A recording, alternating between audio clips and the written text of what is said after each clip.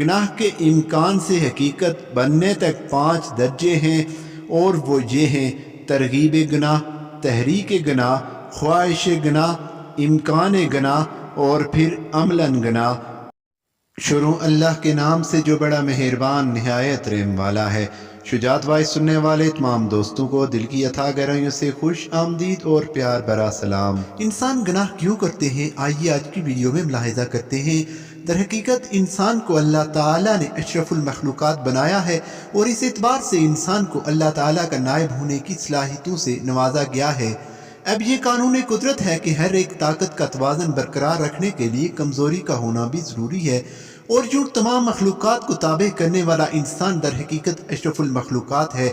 इंसान दर हकीकत अपने अमल का जवाबदेह है, यही वजह है कि इसके हर अमल को महफूज किया जाता है। इंसान अपने किए गए अमाल को अपने दिल में महफूज करता रहता है। जब इंसान किसी खता या गुनाह का मुर्तकिब होता है तो अपनी हिस्सास तबीयत की वजह से अंदर ही अंदर शर्मिंदा होता है।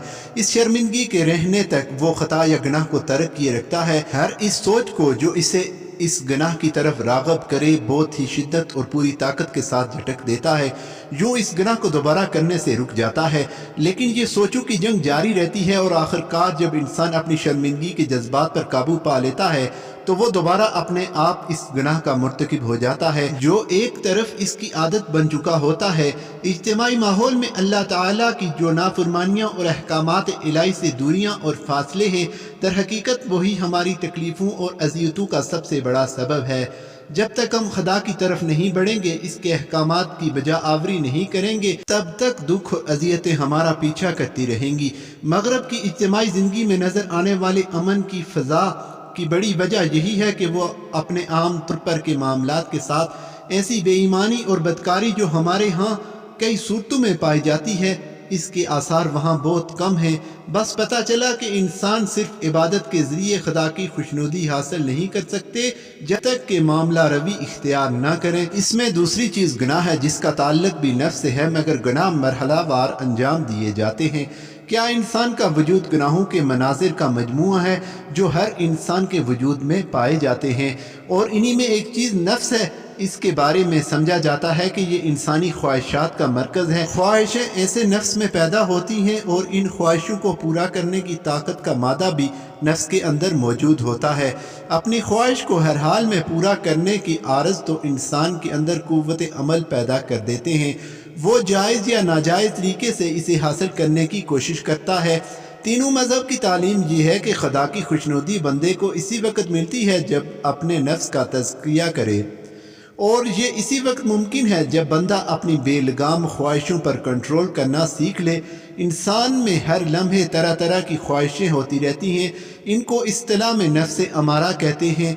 जब बंदा नफ्स अमारा पर बड़ी हद तक काबू पा लेता है तो वो नफ्स लवामा के दर्जे पर आ जाता है। इस दर्जे पर बंदे पर बुरे भले, नेकी और बदी की तमीज़ पैदा होती है।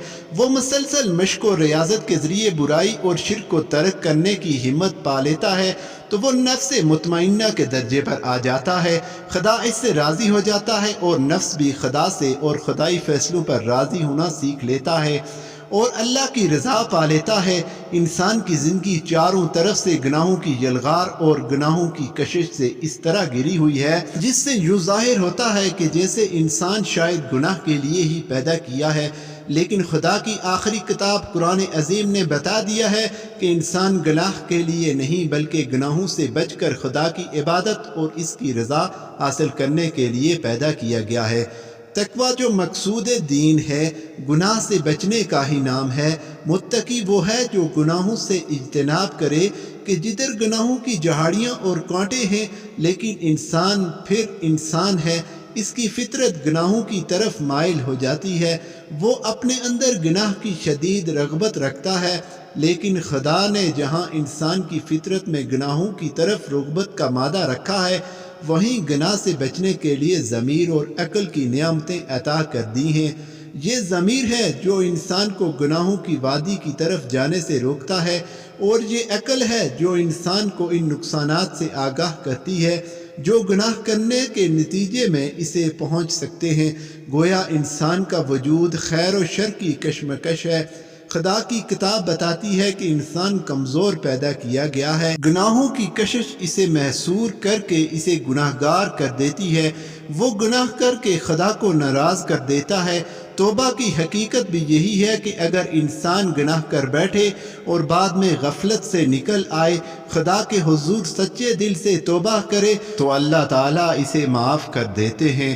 آئندہ گناہ سے بچنے کا عہد کرے، یعنی گناہ کا تعین انسان کی فطرت میں رکھنے کے ساتھ اس کے لیے توبہ کا دروازہ کھول دیا گیا ہے کہ انسان توبہ کرے اور غفلت میں پڑ کر گناہوں پر گناہ نہ کرتا چلا جائے۔ اللہ تعالیٰ کو معاف کر دینا انتہائی پسند ہے۔ اللہ کو توبہ کے آنسو بہت عزیز ہیں۔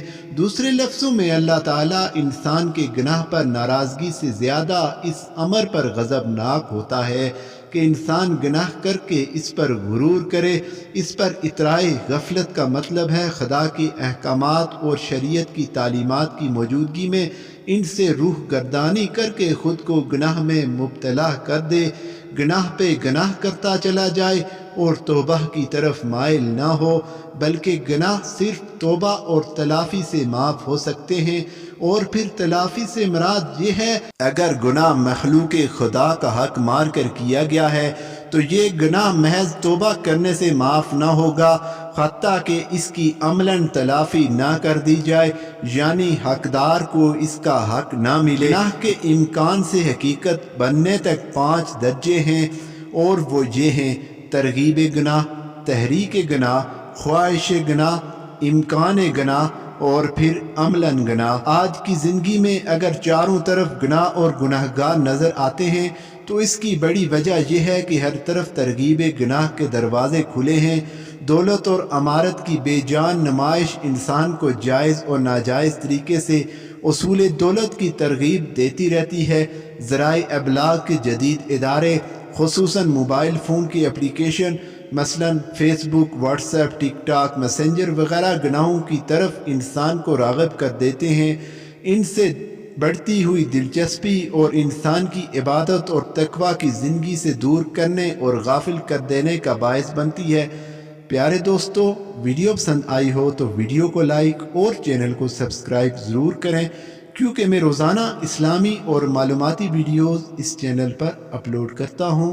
اللہ ہم سب کا حامی و ناصر ہو۔ السلام علیکم۔